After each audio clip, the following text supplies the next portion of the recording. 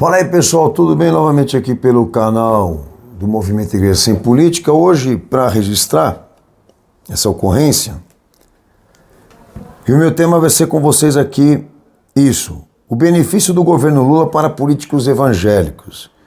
Parlamentares ligados ao orçamento, as famosas emendas, de valores que já bateram um recorde de 36 bilhões no governo Lula, agora nesse ano de 2023. E qual o problema aí, pastor? O problema, eu sei que política é isso.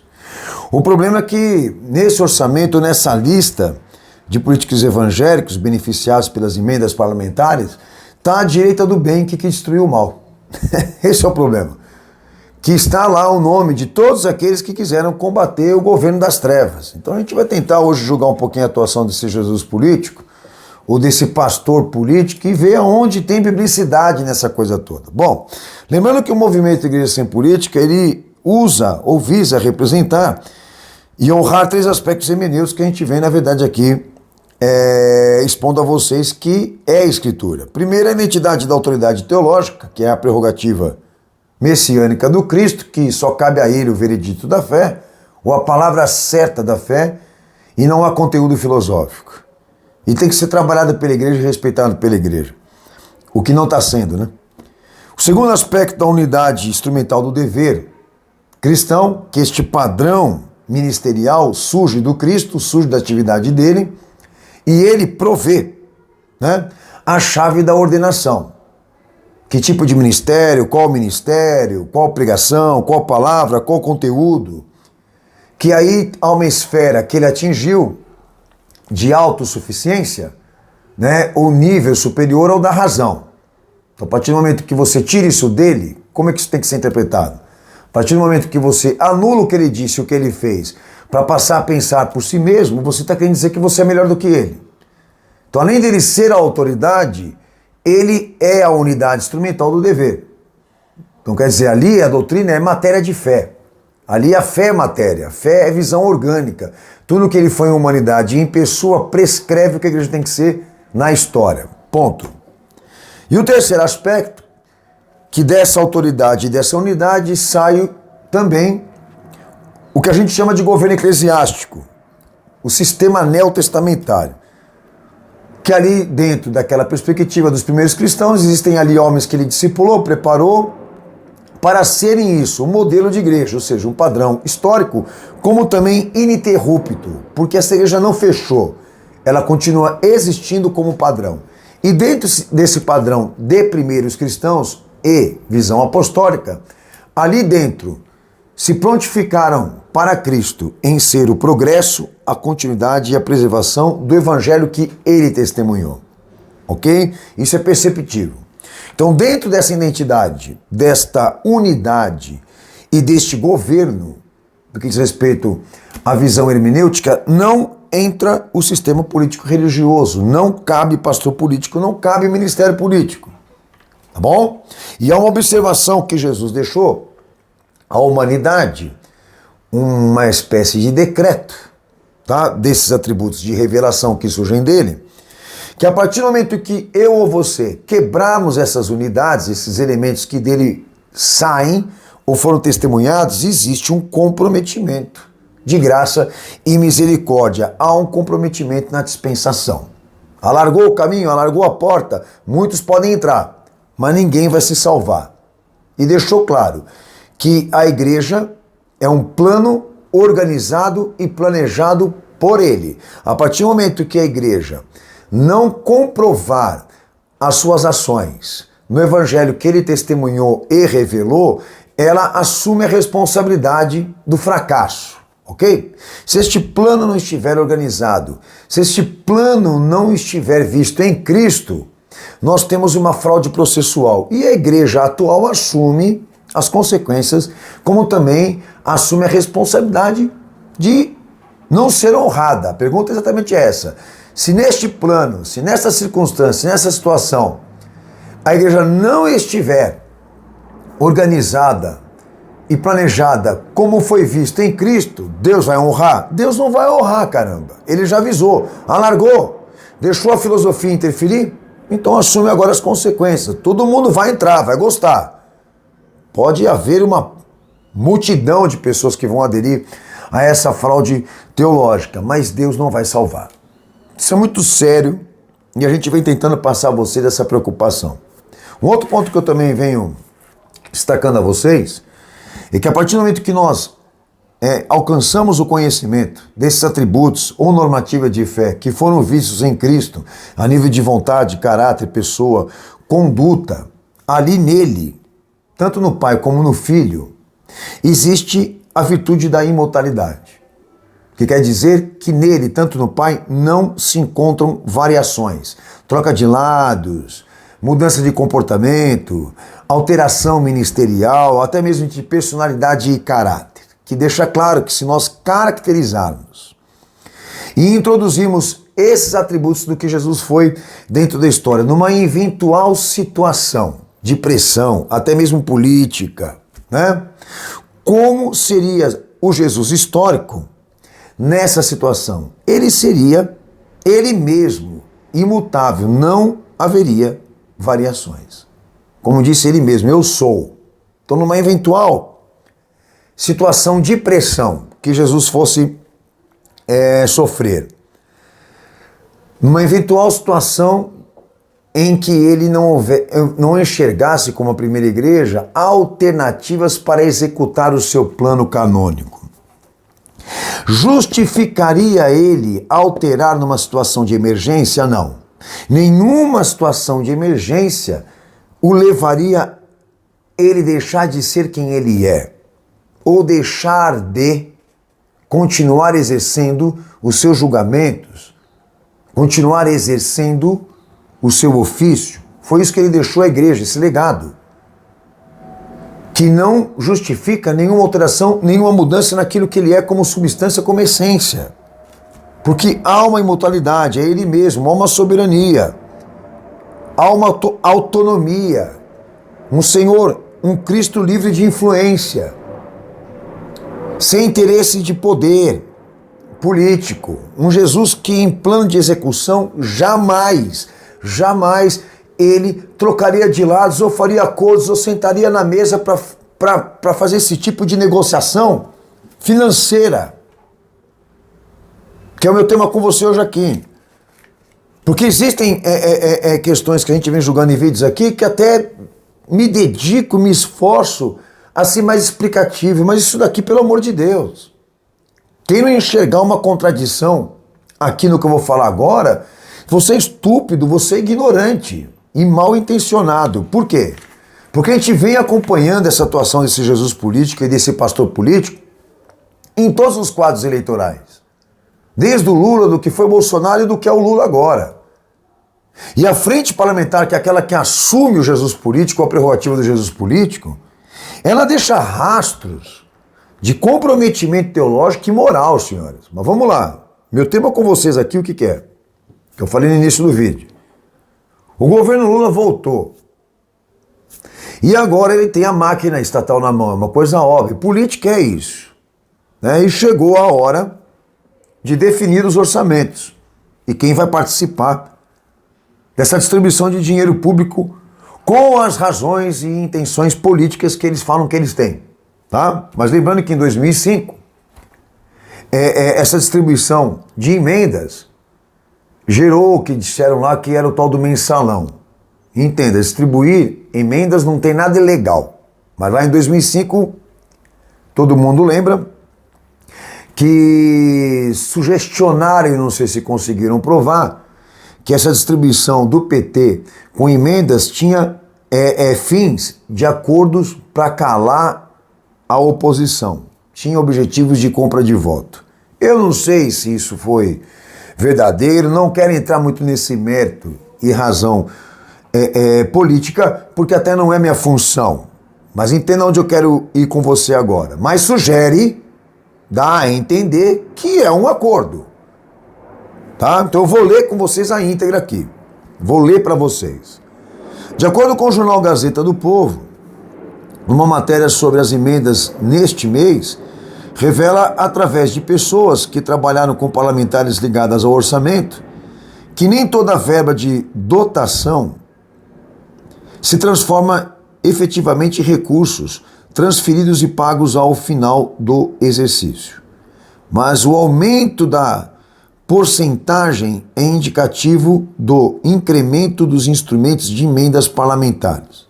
Em julho, o governo Lula liberou um valor recorde de emendas parlamentares de mais de 11 bilhões, de acordo com o portal Transparência, para deputados e senadores. Neste ano, as emendas já passaram de 36 bilhões. Entre os políticos evangélicos que foram beneficiados pelas emendas parlamentares, existem nomes e respectivos valores que receberam, existem nomes da direita do bem. O que acontece?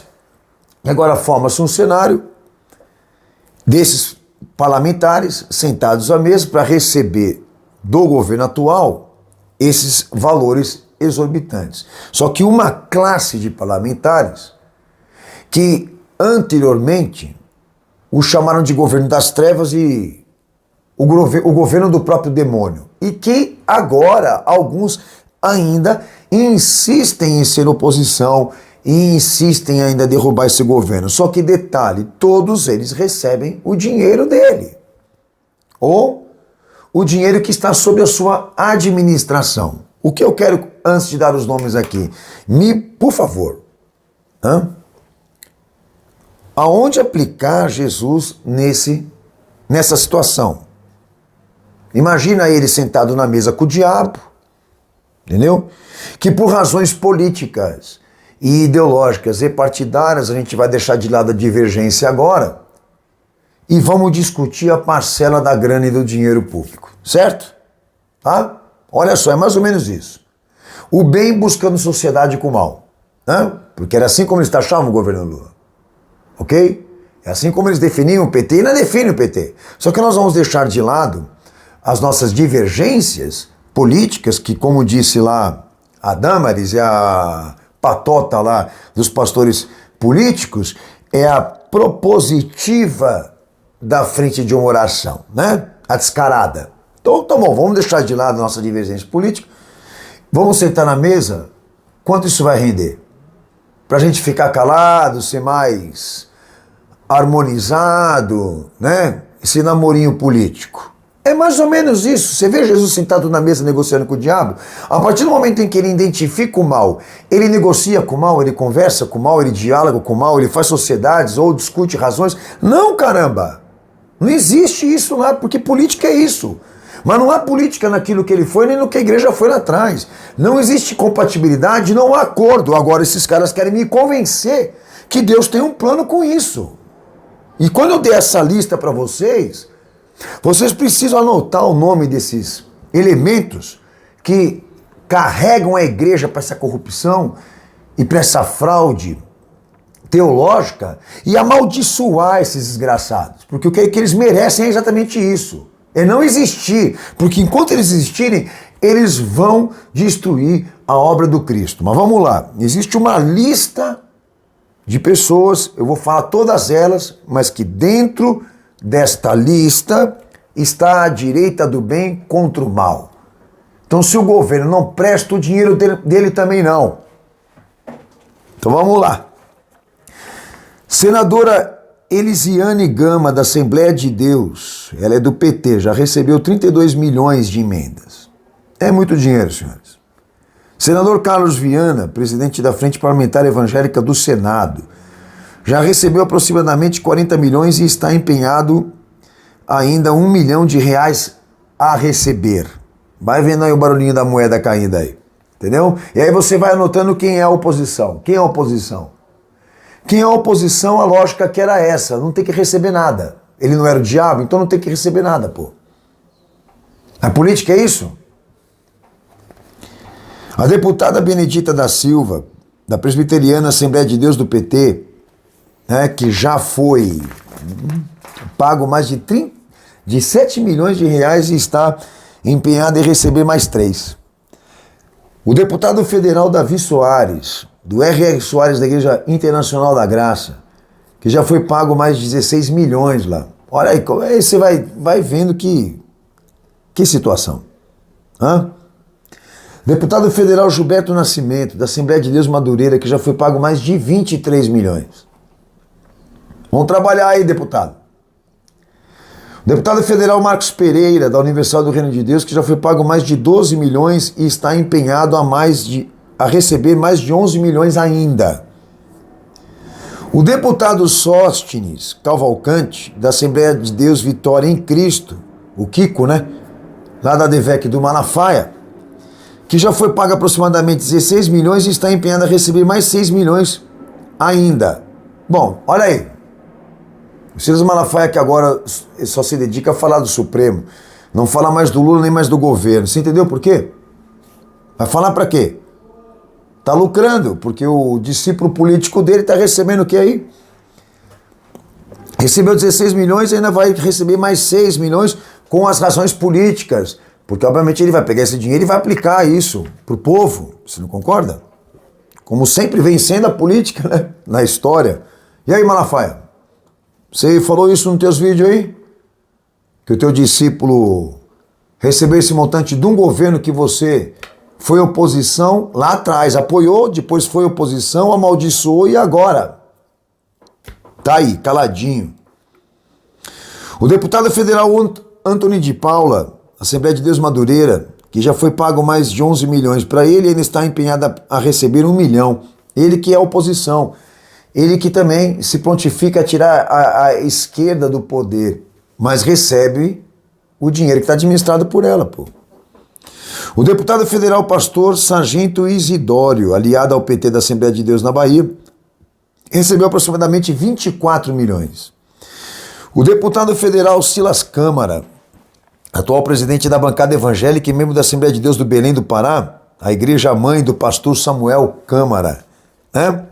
Já foi pago mais de 23 milhões em emendas. O deputado federal Marcos Feliciano, Catedral do Avivamento, que já foi pago aproximadamente 15 milhões e está empenhado a receber ainda mais 10 milhões. Entendeu? É lógico que o aborto vai ser legalizado, as drogas vai ser descriminalizadas. Por quê? Porque a máquina está na mão deles e vocês oram e pedem para não ser aprovadas essas emendas anticristãs, mas recebe dinheiro deles. Deputado federal Carlos Bezerra, da Igreja Comunidade da Graça, que já pagaram 10 milhões para ele, o partido dele, né? Está empenhado a receber mais 7 milhões. Deputado federal Cezinha da Madureira, Assembleia de Deus Madureira do Bispo Samuel Ferreira, que já foram pagas emendas e somam mais de 23 milhões. E ainda vai sair muita santa ceia pro Lula lá e pro PT lá, hein, ó. Samuel Ferreira. E aí vem uma observação, que na votação para a reforma tributária, agora recente, praticamente os mesmos que receberam as emendas e são representados pela maioria das instituições evangélicas do país, como a Assembleia de Deus Madureira, Belém, Internacional da Graça, Universal, entregaram mais votos sim do que não. E são estes da bancada evangélica que votaram pela reforma tributária. Cezinha de Madureira, Davi Soares e Marcos Soares, filhos do R.R. Soares, Gilberto Nascimento da Assembleia de Deus Madureira, Marcelo Crivella da Universal, Antony Paula da Assembleia de Deus Madureira e Silas Câmara da Assembleia de Deus Belém, dentre outros que contribuíram de maneira determinante para a aprovação da reforma tributária.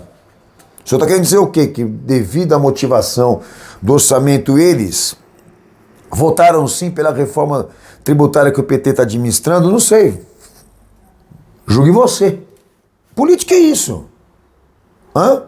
Agora eu queria exatamente entender onde justificaria o entendimento de que Jesus está participando desse momento da igreja na política. Queríamos sim, colocá-lo aí à mesa com o governo que vocês chamaram das trevas e do mal, que está à frente de, obviamente, regularizar a pauta anticristã, para receber dinheiro de uma coisa que vocês condenam, para dividir os lucros da política com o governo que vocês oram para não se reeleger, para não existir. Como justificar essa atuação nos fundamentos, na Escritura? É simples, a atuação de vocês, do Jesus de vocês, da igreja de vocês, que se chama de evangélica, se titula por cristã. Não há compatibilidade. Senhores, isso aqui é vergonhoso. Eu não vejo meu Senhor sentando na mesa para negociar com ninguém razões ou interesses.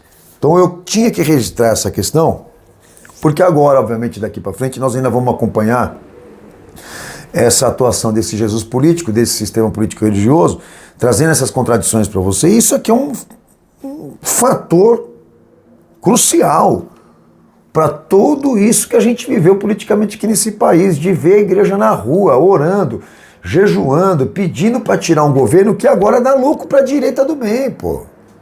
Entendeu? Que para mim, política não tem moral. Mas essa é a minha opinião. Agora, a minha tarefa é exatamente perguntar a você, trazer os elementos hermenêuticos e perguntar a você, há condições de se aplicar o Jesus histórico nisso? Do que ele foi lá atrás na história? Com aquilo que eles estão insistindo em dizer agora que é evangelho ou, né, que Jesus estaria à frente desse plano, dessa organização, de usar a igreja para garantir estabilidade política e econômica para esse país, debaixo dessa vergonha, dessa atuação vergonhosa. Então, julgue você, os nomes são esses, a realidade é essa, entendeu? E se há ou não esquema de corrupção com isso, não cabe a mim, mas o fato é, não tem nada de evangelho aqui. Isso aqui é uma vergonha.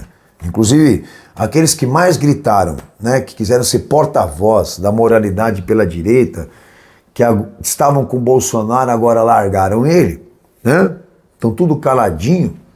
Está na lista daqueles que estão sendo beneficiados com verba pública e políticos da igreja deles que foram eleitos por você, recebendo esse montante de um partido que eles condenaram e oraram e te usaram a orar para não se eleger. E se elegeu. E o problema é esse agora, que agora eles vão ter que aturar e pegar dinheiro deles.